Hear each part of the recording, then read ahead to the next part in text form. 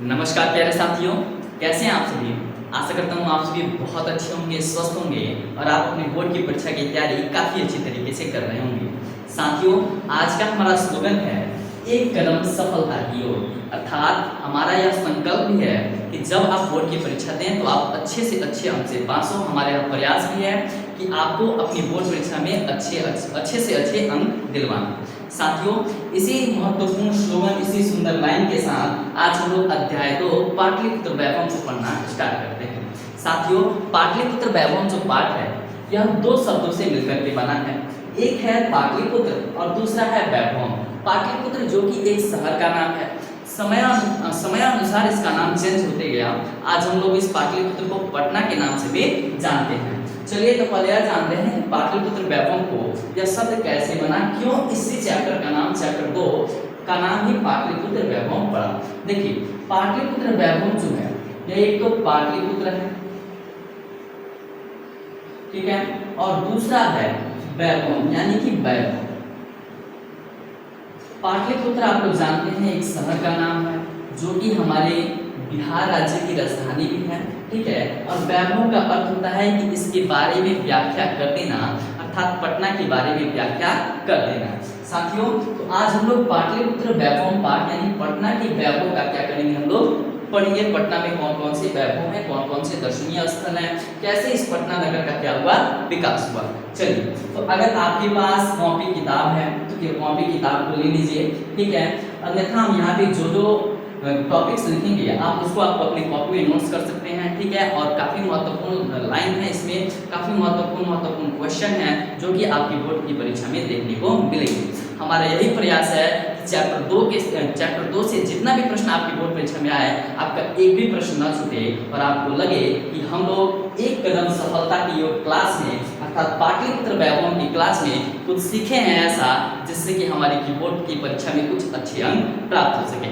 चलिए, इसी के साथ हम लोग इस चैप्टर को पढ़ना प्रारंभ करते हैं। साथियों, अगर आपके पास किताब है तो किताब में देखिए सबसे ऊपर एक दो शब्द लिखा गया है, एक द्वितीय और दूसरा पाठः।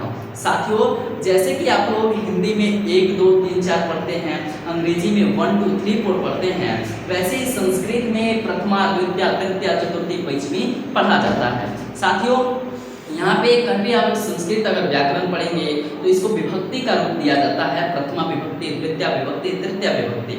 यहाँ पे द्वितीय का अर्थ है दूसरा और पाठ का अर्थ पाठ होता है, अध्याय होता है, यानी कि दूसरा अध्याय दूसरा पाठ। और पाटलिपुत्र वैभव का तो आपको अर्थ समझा ही चुके, पटना का वैभव यानी पाटलिपुत्र का वैभव के बारे में हम लोग पढ़ने वाले हैं। पहला ही लाइन है आप लोग का, बहुत ही सुंदर लाइन है, बिहार राज्यस्य राजधानी नगरम पाटलिपुत्रम सर्वेषु कालेषु महत्वम धार्य।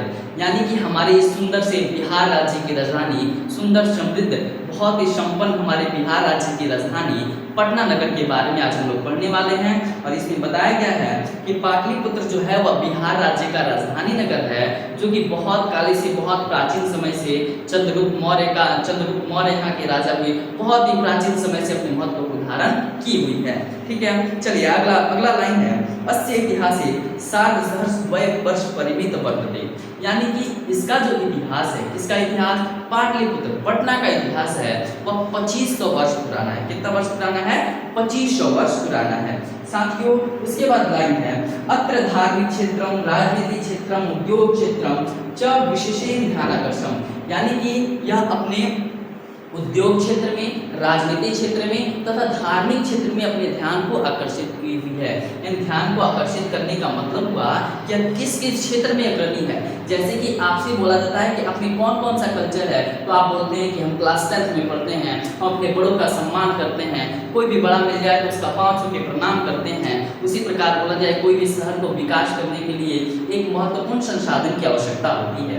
उसी प्रकार जो पटना में क्या है, उद्योग क्षेत्र से संपन्न है, राजनीतिक क्षेत्र से संपन्न है, अर्थात बिहार में जितनी राजनीतिक क्रियाएं होती हैं वह कहाँ पे होती हैं, पटना शहर में होती हैं। और उद्योग के मामले में भी हमारा पटना ही बिहार राज्य में सबसे क्या है, अग्रणी है। साथियों, उसके बाद है कि वैदेशिका यात्रिणः मेगास्थनिस्फायान् मेन्सान् इतिसे प्रवृत्य पाटलिपुत्रस्य वर्णन स्मरण ग्रंथेषु चक्रु।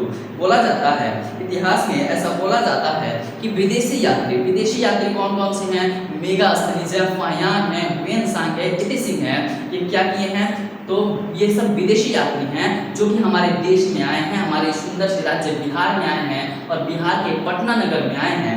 और यहाँ पे इन्होंने क्या किया है, इस पटना नगर के बारे में अपने अपने स्मरण ग्रंथ में, साथियों स्मरण ग्रंथ क्या होता है, स्मरण का अर्थ होता है अपने आप, मतलब अपने के द्वारा लिखा गया अपने लिए, अपने बारे में, वह उसे बोलते हैं स्मरण ग्रंथ। तो अपने जो मेगास्थनीज हैं, फायान है, हुएनसांग है, इति सिंह है, इन्होंने क्या किया है, तो अपने स्मरण ग्रंथ में पटना के बारे में नामोल्लेख किया है। साथियों पाठ्य सीमन पाटलिपुत्र वैभव से सामान्य परिचय वर्तते।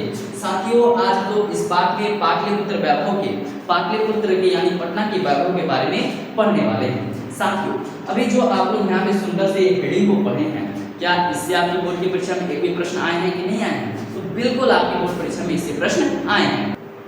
देखिए आपकी बोर्ड परीक्षा में यह प्रश्न जरूर आया हुआ है कि बिहार राज्य की राजधानी कहाँ है। साथियों आप भी सोच रहे होंगे कि काफी कौन सा प्रश्न है, गधों वाला प्रश्न है, कौन बोर्ड की परीक्षा में प्रश्न पत्र सेट करता है, कितना आसान सवाल पूछ लेता है।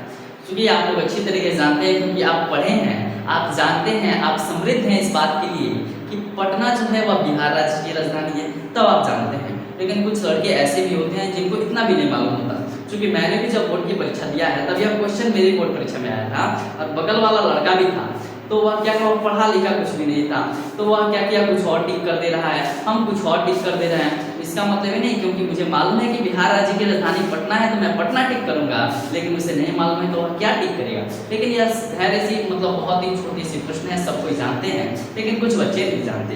तो यह प्रश्न आया है कि बिहार राज्य की राजधानी कहाँ है, तो पटना है, ठीक है। अच्छा यहाँ पे पटना छोड़ करके अगर पाटलिपुत्र आ जाता है, क्या आप पाटलिपुत्र पर टिक कीजिएगा? बिल्कुल आप पाटलिपुत्र को भी टिक कीजिएगा। लेकिन अगर बस उस ऑप्शन में पटना ना रहे तब आप लोग पाटलिपुत्र को जरूर टिक कीजिएगा। दूसरा प्रश्न यह आया है कि पटना का इतिहास कितना वर्ष पुराना है। पटना का इतिहास साथियों अगर आपने किताब देखा हो तो बड़ा सा नाम लिखा है सार्ध सहर्ष वय वर्ष परिमित, यानी कि का लिख दिया है सब, सार्ध सहर्ष वर्ष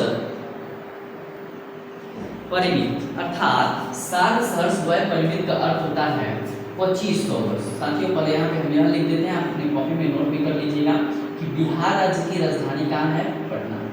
दूसरा हमारा यह महत्वपूर्ण लाइन है, बोर्ड की परीक्षा में पूछा गया बार बार कि पटना राज्य, पटना नगर की मतलब इतिहास कितना वर्ष पुराना है, पाटलिपुत्र का इतिहास कितना वर्ष पुराना है। तो बोलिएगा कि पाटलिपुत्र का इतिहास जो है वो 2500 वर्ष पुराना है। पाटलिपुत्र का इतिहास कितना वर्ष पुराना है, 2500 वर्ष। तो आप लोग थोड़ा आपको कंफ्यूज करने वाले कुछ लोग होंगे, बोलेंगे पाटलिपुत्र का 2500 वर्ष पुराना तो 2500 वर्ष किसका पुराना है, तो 2500 बोलिए या 2500 बोलिए, बात तो एक ही है, कंफ्यूजन वाला क्वेश्चन है, ठीक है। चलिए अगला लाइन है, अगला लाइन जो कि आपकी बोर्ड की परीक्षा में बार बार पूछा गया, ऑब्जेक्टिव में भी सब्जेक्टिव में पूछा गया है कि पटना किस किस क्षेत्र में अग्रणी है, यानी पटना का विकास में कौन कौन सा क्षेत्र उसको योगदान दिया है। तो धार्मिक क्षेत्र है, राजनीतिक क्षेत्र है और उद्योग क्षेत्र है। इस बात को भी आप अपने कॉपी में नोट कीजिए कि पटना धार्मिक क्षेत्र में, राजनीतिक क्षेत्र में, ठीक है, और उद्योग के क्षेत्र में क्या है, अग्रणी है, ठीक है। इसका मुकाबला कोई और बिहार का राज्य नहीं कर सकता है, बिहार का जिला बोला जाए, राज्य नहीं साथियों। चलिए अगला लाइन है कि पटना में कौन कौन सी विदेशी यात्री आए थे, और यह क्वेश्चन आपको बोर्ड की परीक्षा में 2 मार्क्स दिलाने के लिए काफी ज्यादा पसंद करता, मतलब काफी ज्यादा अच्छा है 2 मार्क्स दिलाने के लिए, क्योंकि ऐसा इतिहास है बिहार का कि 3 से 4 बार यह प्रश्न पूछा जा चुका है, ठीक है। तो है पाटलिपुत्र में यानी पटना में कौन कौन सी विदेशी यात्री आए थे, तो आए थे कौन कौन, मेगास्थनीज है, मेगास्थनीज, फाह्यान है, फाह्यान, हुएनसांग है, ठीक है, और एक और सज्जन है जिनका नाम है इति सिंह, ठीक है, इति सिंह। मेगास्थनीज, फाह्यान, हुएनसांग और इति सिंह, ये चारों विदेशी यात्री हैं जो कि पटना में क्या आए हैं, पटना में घूमने के लिए आए हैं। और अपने अपने स्मरण ग्रंथ में, साथियों स्मरण ग्रंथ का अर्थ आपको बताए थे कि अपने द्वारा रचित अपने बारे में जो स्मरण ग्रंथ है उसमें इन्होंने पटना के बारे में उल्लेख किया है, पटना के बारे में भी लिखा है। तो ये चार जो टॉपिक्स जो आपको चार महत्वपूर्ण लाइन में यहाँ पे लिखे हैं, यह आपकी बोर्ड की परीक्षा में बार बार पूछे जाने वाले प्रश्न हैं और मैं यह गारंटी देता हूँ कि अगर आप इन चारों लाइनों को याद कर ले, अगर बोर्ड परीक्षा में आएगा तो यहीं से क्वेश्चन आएगा, ऊपर वाले से जितना भी यहाँ पे दिया गया है, इसके अलावा और कुछ भी नहीं है इसमें, ठीक है। चलिए अगला लाइन देखते हैं। प्राचीनेषु भारतीयेषु नगरे शनत्यम पाटलिपुत्र मनुगंगम वसिधि चित्रम महानगरम बभूव। साथियों यह बताया जा रहा है कि हमारे भारत के एक सुंदर सा राज्य बिहार जो है, उस बिहार का एक सुंदर सा जो जिला है, जो राजधानी है पटना नगर, महानगर जो है, वह किस नदी के किनारे बसा हुआ है? तो गंगा नदी के किनारे बसा हुआ है। काफी सुंदर प्रश्न है, काफी महत्वपूर्ण प्रश्न है कि पटना शहर यानी पाटलिपुत्र शहर किस नदी के किनारे बसा हुआ है? तो गंगा नदी के किनारे बसा हुआ है। तो तद्विषे दामोदर गुप्तो नाम कवि पूर्णिमता के काव्य कथति, ठीक है। और एक कवि हैं जिनका नाम है दामोदर गुप्त, उन्होंने एक काव्य लिखा है पूर्णिमता के काव्य, और उन्होंने उसमें पूर्णिमता के काव्य में पटना नगर के बारे में उल्लेख करते हुए कुछ लाइनें लिखी हैं। तो पहले आप यह समझ लीजिए कि पटना किस नदी के किनारे बसा हुआ है? गंगा नदी के किनारे बसा हुआ है। उसके बाद आपको यह बताया गया कि दामोदर गुप्त नाम के एक कवि हैं, और यहाँ से आपकी बोर्ड परीक्षा में सब्जेक्टिव में भी क्वेश्चन आया है, ऑब्जेक्टिव में भी आया है कि दामोदर गुप्त ने कौन सा काव्य लिखा है? तो कुटनिमताख्य काव्य लिखा है। कौन सा काव्य लिखा है? तो कुटनिमताख्य काव्य लिखा है। और यह तो ऑब्जेक्टिव में पूछा गया है कि कुटनिमताख्य काव्य के रचनाकार कौन है? दामोदर गुप्त हैं। लेकिन क्या आपकी बोर्ड की परीक्षा में सब्जेक्टिव में यह प्रश्न आया है? तो नहीं, यह आया है कि दामोदर गुप्त ने अपने काव्य कुटनिमताख्य में क्या लिखा है? तो उन्होंने लिखा है, देखिए सुंदर सा श्लोक नीचे लिखा हुआ है, अस्ति महितल तिलकम सरस्वती कुल गृहम महानगरम नामना पाटलिपुत्रम परिभूत पुरंदर स्थानम। यानी कि जो पटना नगर जो है ना, वह सरस्वती के घर के सम्मान, सरस्वती के घर के समान इसलिए कहा गया है क्योंकि यह शिक्षा का केंद्र है तथा इंद्र के स्थान के सम्मान, यानी कि जिस स्थान पर, जिस सिंहासन पर भगवान श्री इंद्र बैठते हैं, उस सिंहासन के समान इस पटना नगर को बताया गया है। इसमें इन्होंने लिखा है कि जो पटना नगर है वह धरती के भाल के सम्मान, शिक्षा का केंद्र तथा इंद्र के स्थान के सम्मान है। यहाँ पे भी लिख सकते हैं कि दामोदर गुप्त ने अपने काव्य कुटनिमताख्य में यह लिखा है, जब सब्जेक्टिव में क्वेश्चन पूछा जाएगा कि पटना नगर जो है वह धरती के भाल के समान ऐड कर सकते हैं, और उन्होंने लिखा है कि शिक्षा का केंद्र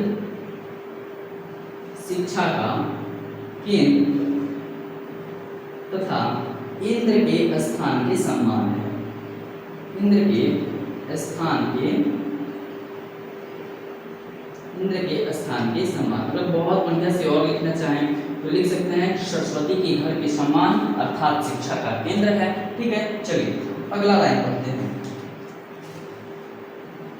लिखा गया है इतिहासी श्रूयते यत गंगा स्थिरे बुधकाले पाटली ग्राम इसका आसीन। बोलते रहा है कि इतिहास में ऐसा सुना जाता है, इतिहास श्रूयते, इतिहास में ऐसा सुना जाता है कि गंगा नदी के किनारे बुद्ध काल में एक गांव बसा हुआ था जिसका नाम क्या था? पाटली ग्राम। क्या सुना जाता है इतिहास में कि बुद्ध के काल में, भगवान बुद्ध के समय में गंगा नदी के किनारे एक गांव बसा हुआ था जिसका क्या नाम था? पाटली ग्राम। यत्र च भगवान बुद्ध बहुकृत्य समागतः, उस गांव में भगवान बुद्ध बहुत बार आए थे। तेन कथितमासीत् यद ग्रामो अयं महानगरम भविष्यति किंतु कलहस्यः अग्निदाहस्यः जलपूरस्यः च भयात् सर्वदा क्रांतम भविष्यति। उन्होंने, भगवान बुद्ध ने इस पाटली ग्राम गांव में एक भविष्यवाणी की थी। यह पाटली ग्राम गांव जो है आगे चल करके क्या बनेगा? एक महानगर बनेगा। यहाँ पे लिखा गया महानगर भविष्यति किंतु कलहस्यः अग्निदाहस्यः जलपूरस्य च भयात् सर्वदा क्रांतम भविष्यति। कि यह पटना नगर आगे जाकर के महानगर बनेगा, लेकिन बाढ़ से, आग से तथा कलह से हमेशा ग्रसित रहेगा। यानी कि यहाँ पे बाढ़ हमेशा लगा रहेगा, मतलब पानी बहुत ज़्यादा भरा रहेगा, ठीक है, यहाँ पे हमेशा आग लगती रहेगी। और तीसरी, यहाँ पे जो पटना नगर में हमेशा झगड़े होते रहेंगे, झगड़े का मतलब लोग एक दूसरे से विवाद लोगों में बना रहेगा, ठीक है। इसके बाद है कालांतरेण पाटलिग्राम एवं पाटलिपुत्र कथितः, ठीक है, और कुछ समय के बाद उसी पाटलिग्राम को हम लोग पाटलिपुत्र के नाम से जानने लगे। चंद्रगुप्त मौर्य कालीनस्य नगरस्य शोभा रक्षा व्यवस्था च अति उत्कृष्टता सिद्धति यूनान राजपूतः मेघास्तनिजः स्वस्मरणेषु निरूप्यते। बोला जा रहा है कि चंद्रगुप्त मौर्य के काल में पाटलिपुत्र की रक्षा व्यवस्था अति उत्कृष्ट थी, ऐसे यूनान के राजदूत मेगास्थनीज बताते हैं। क्या बताते हैं यूनान के राजदूत मेगास्थनीज? वह बताते हैं कि चंद्रगुप्त मौर्य के शासनकाल में पाटलिपुत्र की रक्षा व्यवस्था अति उत्कृष्ट थी, ठीक है। अस्य नगरस्य वैभवं प्रियदर्शिनः अशोकस्य समये सूत्रां समृद्धम्। और राजा अशोक जब थे यहाँ पे, उनके समय में यह पटना नगर काफी प्रियदर्शन था, काफी सुंदर दिखाई देता था, काफी सुत्राम समृद्धम था, सभी चीजों से संपन्न था। देखिए आपके बोर्ड परीक्षा में कौन कौन से यहाँ से प्रश्न पूछे गए हैं। पूछा गया है कि बुद्ध के काल में पटना का क्या नाम, बुद्ध काल में पटना का क्या नाम था तथा पाटलिग्राम, ठीक है, पाटलिग्राम। बुद्ध काल में पटना का नाम क्या था? पाटलिग्राम, ठीक है। दूसरा यह प्रश्न पूछा गया है कि कहाँ पर भगवान बुद्ध बहुत बार आए थे? तो पाटलिग्राम में आए थे। और यह पाटलिग्राम में भगवान बुद्ध ने कौन कौन सी भविष्यवाणी की थी? इन्होंने क्या भविष्यवाणी की थी पटना नगर के बारे में? इन्हें भविष्यवाणी की थी कि पटना नगर जो है वह आगे जाकर के महानगर बनेगा, ठीक है। यह पाटलिग्राम जो है आगे जाकर के महानगर बनेगा, लेकिन आग से, कलह से तथा बाढ़ से हमेशा ग्रसित रहेगा। मतलब इतनी ज्यादा यह जो मुसीबतें हैं पटना पर हमेशा बनी रहेगी। हुआ ऐसे तो भगवान बुद्ध ने भविष्यवाणी की है कि पटना नगर आगे जाकर के महानगर बनेगा, आग से, कलह से, बाढ़ से हमेशा ग्रसित रहेगा, ठीक है। और अगला महत्वपूर्ण लाइन था कि किसके काल में, अच्छा यह भी महत्वपूर्ण क्वेश्चन है सबसे ज्यादा, कि यूनान का राजदूत कौन था? साथियों सभी प्रश्नों को भूल जाइए, लेकिन इस प्रश्न को ना भूलें तो बेहतर रहता है, क्योंकि यूनान का राजदूत जो है वो मेगास्थनीज है, जो कि 6 से 7 बार आपकी बोर्ड की परीक्षा में आया हुआ है। यूनान का राजदूत कौन है? तो मेगास्थनीज है, ठीक है। इसके बाद यह क्वेश्चन इन्होंने मेगास्थनीज जी ने ही लिखा है कि चंद्रगुप्त मौर्य के शासनकाल में, चंद्रगुप्त मौर्य जो थे उनके शासनकाल में पाटलिपुत्र की रक्षा व्यवस्था जो थी वह अति उत्कृष्ट थी, ठीक है। और राजा अशोक जो थे उनके शासनकाल में पाटलिपुत्र की रक्षा व्यवस्था बहुत ही अधिक क्या थी? समृद्ध थी। और ऐसा लिखा जाता है कि सूत्राम समृद्धम थी, सूत्राम समृद्धम इसको लिख सकते हैं किसके समय में? अशोक जी के समय में। यह ज्यादा नहीं पूछा गया, लेकिन चंद्रगुप्त मौर्य वाला और यूनान का राजदूत वेरी वेरी इंपॉर्टेंट, इसको क्वेश्चन में रखा जाए, काफी महत्वपूर्ण यह प्रश्न रहता है, ठीक है। चलिए साथियों आप इसका स्क्रीनशॉट लेकर के आप अपने कॉपी में नोट किए तो ठीक ही बात है, अगर नहीं करना है तो आप इसका स्क्रीनशॉट ले लीजिए, क्योंकि हम इसे मिटाएं, और चूंकि आपके चैप्टर में बहुत महत्वपूर्ण क्वेश्चन है, सभी को लिखना आपके लिए जरूरी है, ठीक है। चलिए स्क्रीनशॉट ले लीजिए।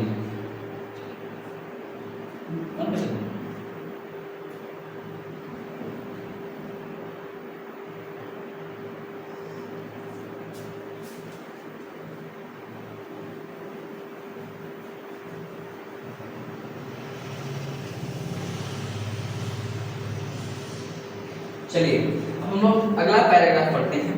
अगला पैराग्राफ है कि बहुकालम पाटलिपुत्रस्य प्राचीना सरस्वती परंपरा प्रवर्तत इति राजशेखरः स्वकाव्यमीमांसा नाम की कवि शिक्षा प्रमुखे ग्रंथे सादरम स्मृति।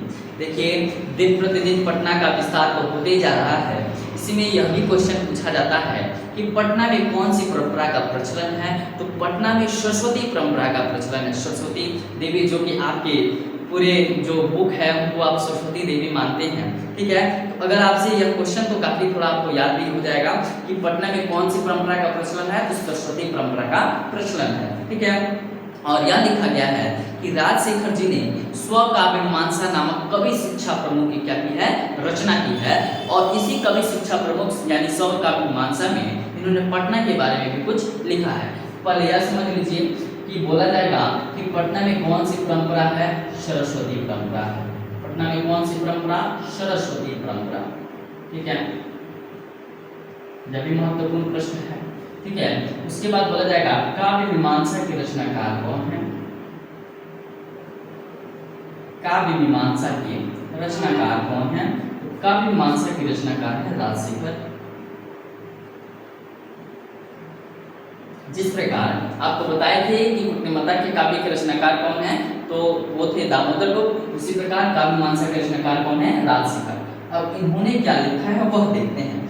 अत्रो वर्ष वर्षादि पनिनी पिंगलाभि व्याधि वरुचि पतंजलि प्रशिक्षिता परिचिता ख्याति मपुजगमु। इन्होंने लिखा है कि यहाँ वर्षों वर्ष से, बहुत पुराने वर्षों से पानिनी, पिंगल, व्याधि, वरुचि, पतंजलि इत्यादि यहाँ पे पढ़ने लिखने के लिए आए, यानी प्रशिक्षित हुए, आकर के पटना में प्रशिक्षित हुए और अपने ख्याति को पाए। क्या लिखा है काव्य मीमांसा में राजशेखर जी ने, यहाँ पे पानिनी, पिंगल, व्याधि, वरुचि, पतंजलि आदि प्रशिक्षित हुए और अपनी ख्याति को पाए।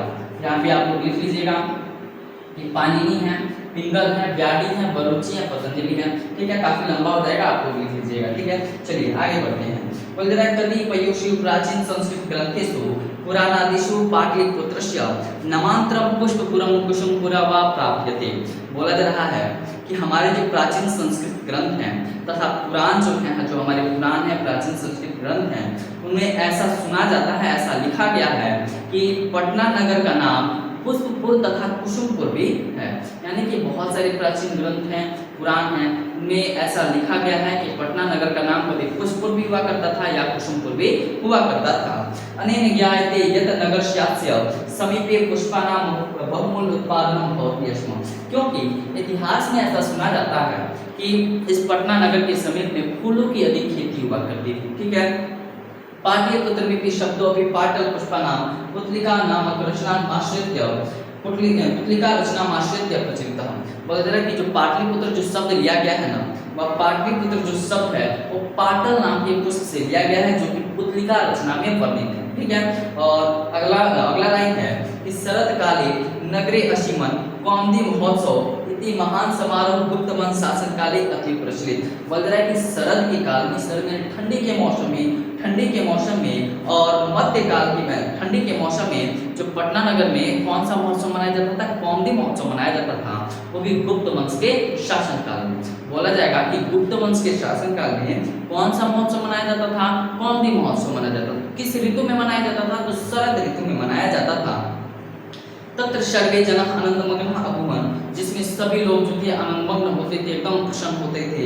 संप्रति दुर्गा पूजा अवसरे तादृश एवं समारोह दृश्यते। और सभी लोग जिस प्रकार आप लोग दुर्गा पूजा त्योहार मनाते हैं ना, ठीक उसी प्रकार पहले गुप्त वंश के शासनकाल में लोग कौमुदी महोत्सव मनाया करते थे। देखिए इस पैराग्राफ से आपको बोर्ड परीक्षा के लिए कौन कौन से लाइन महत्वपूर्ण है। पहला आपसे यह प्रश्न पूछा जा सकता है, यह बताइए कि पटना का प्राचीन नाम कौन कौन सा मिलता है, तो पुष्पपुर और कुसुमपुर, पुष्पपुर और कुसुमपुर देखने को मिलता है। कहाँ पे, तो अनेक प्राचीन ग्रंथों में, ठीक है। पुष्पपुर कुसुमपुर तो देखने को मिलता है, किस कारण से, क्योंकि यहाँ पे पुष्पों की खेती हुआ करती थी, इसके अगल बगल पुष्पों की खेती हुआ करती थी।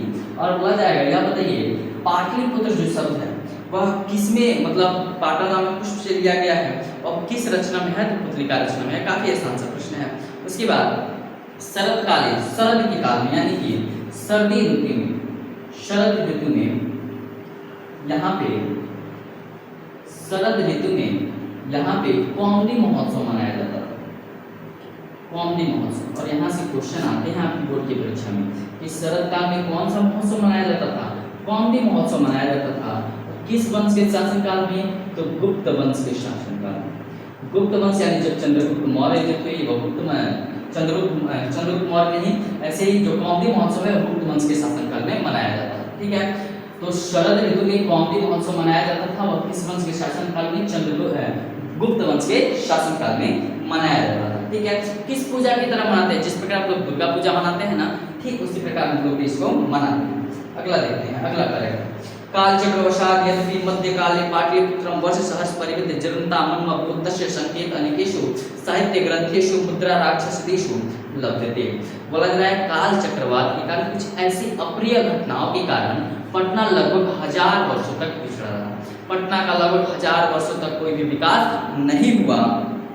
ठीक है, उसके बाद जिसका संकेत जो है हमें मुद्रा राक्षस में मिलता है, यानी मुद्रा राक्षस में ऐसा लिखा गया है कि पटना का लगभग 1000 वर्षों तक कोई भी विकास नहीं हुआ। ठीक है, काल चक्रवात के कारण मुगल वंश शासन काले अश्य नगर से समुद्धार हो जाता। लेकिन जब मुगल वंश आया नहीं, मुगल वंश हमारे इस देश पे जब राज किए उस समय पटना का कुछ हल्का फुल्का विकास हुआ। ठीक है, अनेक फिर बोल रहा है हांगल शासन काले जो पाटलिपुत्र से सुखनाम विकास हुआ था। और अंग्रेजों के काल में पाटलिपुत्र का बहुत ही अधिक क्या हुआ था, विकास हुआ था। सबसे अधिक विकास कार्य अगर आपसे पूछा जाएगा तो सबसे अधिक विकास के कार्य अंग्रेजों के शासनकाल में पटना का हुआ है। ठीक है, नगर बिंद मध्यकाले पटनेति नामना प्रसिद्ध मगा। बोला जा रहा है कि मध्यकाल में जो हमारा पाटलिपुत्र शहर जो है वो पटना के नाम से क्या हो गया, प्रसिद्ध हो गया। किस काल में, मध्यकाल में यह जो पाटलिपुत्र जो शहर था उसको पटना के नाम से हम लोग जानने लगे। अन्य शब्द पतन मिति शब्दात्मकतः, और पटना शब्द की जो उत्पत्ति है ना वह पतन शब्द से हुई है। नगरस्य पालिका देवी पटन देवी की अधापि पूज्यते, और नगर की पालिका देवी जो पटन देवी हैं वह यहाँ की पूजनीय देवी हैं। देखिए क्या क्या महत्वपूर्ण लाइनें हैं। पहला आपसे क्वेश्चन यह पूछा जा सकता है, क्या बताइए कि काल चक्रवात के कारण पटना लगभग 1000 वर्षों तक पिछड़ा रहा। यह किसमें लिखा गया है, तो मुद्रा राक्षस में लिखा गया है। किसमें लिखा गया है, मुद्रा राक्षस में लिखा गया है। दूसरा लाइन आपसे यह महत्वपूर्ण यह है, किसके काल में सबसे अधिक विकास हुआ, तो अंग्रेजों के शासनकाल में। अंग्रेजों के शासनकाल में जब हमारे यहाँ अंग्रेजों के शासन था तो क्या हुआ था, हमारे पटना शहर का काफी अधिक विकास हुआ। तीसरा महत्वपूर्ण लाइन यह है, यह बताइए कि मध्यकाल में पटना को किस नाम से, मध्यकाल में पाटलिपुत्र को किस नाम से जाना जाने लगा, पटना के नाम से जाना जाने लगा। और पटना शब्द की उत्पत्ति किस शब्द से हुई है, यह हुई है पतन शब्द से। देखिए पतन इसी प्रकार से लिखना है, आपकी बोर्ड की परीक्षा में आएगा कि पटना शब्द की उत्पत्ति किस शब्द से हुई है, पतन शब्द से हुई है। ठीक है, और यह भी क्वेश्चन पूछा जाएगा कि पटना नगर की पालिका देवी कौन है। पटना नगर की पालिका देवी कौन है, पटना नगर की पालिका देवी है पटन देवी।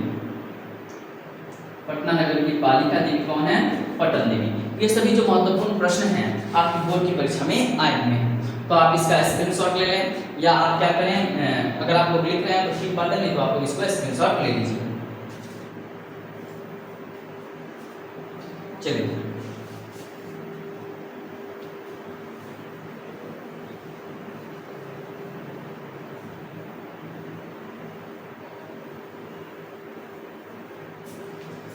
अगला लाइन है कि संप्रति, अगला लाइन है कि संप्रति पाटलिपुत्रम यानी पटना नाम नगरम अति विशालम वर्तते बिहारस्य राजधानी चास्ति। बोला जा रहा है कि जो पटना नगर जो है वह बिहार राज्य की राजधानी है, बहुत ही विशाल है, बहुत ही बड़ी है इसका क्षेत्रफल, और यह बिहार राज्य की राजधानी है। अनुदिनम नगरस्य विस्तारम भवति, जिसका दिन प्रतिदिन विस्तार होते चला जाता है। अस्योत्तरस्या दिशि गंगा नदी पर होती है। साथियों आपको बताए थे कि इससे यह जो पटना शहर है वो गंगा नदी के किनारे बसा हुआ शहर है, और इसकी उत्तर दिशा में गंगा नदी बहती है। काफी बार पूछा गया है कि पटना शहर की किस दिशा में गंगा नदी बहती है, उत्तर दिशा में बहती है। ठीक है, अगला फिर है कि तस्य उपरि गांधी सेतु नाम एशिया महादेशस्य दीर्घतम सेतु किंच रेलयान सेतुरपि निर्मीयमानो वर्तते। बोला जा रहा है कि पटना नगर में एशिया महादेश का सबसे बड़ा सेतु गांधी सेतु है, जो कि एशिया महादेश का सबसे बड़ा सेतु है। सुनिए, एशिया महादेश में हम लोग रहते हैं और उस महादेश में सबसे बड़ा सेतु कौन सा है, तो गांधी सेतु। वह गांधी सेतु कहाँ है, वह पटना में है ना, हमारे बिहार की गर्व वाली बात। ठीक है, चलिए तो बोला जाएगा एशिया महादेश का सबसे बड़ा सेतु कौन सा है, एशिया महादेश का जो सबसे बड़ा सेतु है वह है गांधी सेतु। और कहाँ पर है, तो हमारे सुंदर से शहर पटना में है। ठीक है, चलिए फिर बोला जा रहा है इसके यहाँ पे लिखा गया है रेलयान सेतुरपि, और इसी गांधी सेतु पे ना रेलयान यानी ट्रेनें भी चल सके, उस प्रकार से इसको भी विकसित किया जा रहा है, उस प्रकार से इसको बनाया जा रहा है। नगरीय सीमन उत्कृष्ट संग्रहालय, उच्च न्यायालय, सचिवालय, गोल गृहम, तारामंडलम, जैविकोद्यानम, मौर्यकालीन शिलालेखः अवशेषः महावीर मंदिरम इत्यादि दर्शनीय सन्ति। साथियों, आप लोग सोच रहे होंगे कि सुंदर से चित्र गोलघर को यहाँ पे क्यों बनाया गया, क्योंकि ये हमारे बिहार राज्य के पटना शहर का प्रतीक है गोलघर। काफ़ी ज़्यादा प्रसिद्ध जगह है गोलघर। अगर आप कभी घूमने गए हो तो आपको अच्छा लगेगा यह दृश्य देख करके। इसका जो निर्माण है अनाज के भंडारण के लिए किया गया था, क्योंकि हमारे बिहार राज्य कृषि प्रधान राज्य है और इसको अनाज के भंडारण के लिए बेहतर जगह की जरूरत थी, इसलिए गोलघर का निर्माण किया गया था। क्योंकि इसको आकाश सर ने बनाया है काफ़ी अपने हाथों से, ठीक है, तो हमको काफ़ी ज़्यादा पसंद आया, ठीक है। चलिए, तो गोलघर जो है इसका निर्माण क्यों किया गया था? अनाज के भंडारण के लिए, ठीक है। अगर आपसे यह पूछा जाएगा कि इसके ऊपर, तो आप लोगों ने यह जान लिया कि पटना शहर में गांधी सेतु है जो कि एशिया महादेश का सबसे बड़ा सेतु है, तो यह तो एक देखने के लिए जगह हुआ कि नहीं हुआ। आप लोग बहुत सारी जगह देखने के लिए जाते हैं और यह क्वेश्चन आया है कि पटना नगर के दर्शनीय स्थलों का नाम लिखें। पटना नगर में कौन कौन से दर्शनीय स्थल हैं?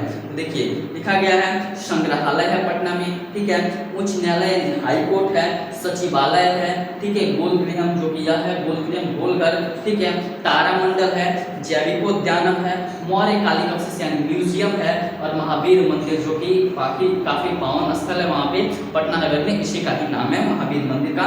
इत्यादि दर्शनीय स्थल पटना नगर में हमारे हैं। तो अगर आएगा सब्जेक्टिव में तो सभी को लिखना है, चूंकि बोर्ड में हम इसको लिख नहीं पाएंगे, काफी बड़ा हो जाएगा। आप लोग बोल दिया, आप लोग लिख लें, ठीक है। चलिए, जब यह वीडियो खत्म होगा तो आपको इसका नोट्स भी प्रोवाइड कराया जाएगा, क्योंकि हमारा यह प्रयास है कि आपकी बोर्ड परीक्षा में एक भी प्रश्न को न छोड़ना। देखिए, अगला है प्राचीन पटना नगरे शिख संप्रदायस्य पूजनीय स्थलम दशम गुरु गोविंद सिंहस्य जन्म स्थानम गुरुद्वारेति नामना प्रसिद्धम वर्तते। बोला जा रहा है कि प्राचीन पटना नगर में, प्राचीन पटना नगर यानी पाटलिग्राम को सुने, पुष्पपुर भी सुने, कुसुमपुर भी सुने और पाटलिपुत्र भी सुने, अब सुन रहे हैं पटना। तो जो हमारा प्राचीन पटना नगर जो है ना, यहाँ पे हमारे सिख संप्रदाय के यानी सिख धर्म के सिख संप्रदाय के 10वें गुरु गोविंद सिंह का जन्म स्थल है पटना। और ठीक है, इसीलिए यहाँ पे जहाँ पे उनका जन्म स्थल है ना, वहाँ पे उनको गुरुद्वारा बना दिया गया है, जहाँ पे बहुत देश विदेश से लोग वहाँ पे घूमने के लिए आते हैं। तो बोला जाएगा कि सिख संप्रदाय के लिए पटना इतना महत्वपूर्ण क्यों है? क्योंकि यहाँ पे सिख संप्रदाय के 10वें गुरु गोविंद सिंह का जन्म हुआ था, ठीक है। चलिए, अगला है कि तत्र देशस्यास्य तीर्थयात्रिणः दर्शनार्थमयन्ति, जहाँ पे देश विदेश से लोग क्या करते हैं, तीर्थयात्री जो भी लोग देखने की इच्छा रखते हैं इस संसार को, वे लोग घूमने के लिए आते हैं, ठीक है। अंतिम है एवं पाटलिपुत्रम प्राचीन कला अधावधि विभिन्नेषु क्षेत्रेषु वैभवं धारयति सर्वच संकृत रूपेण संग्रहालय दर्शनीयमिति पर्यटन मानचित्रे नगरविंद महत्वपूर्ण।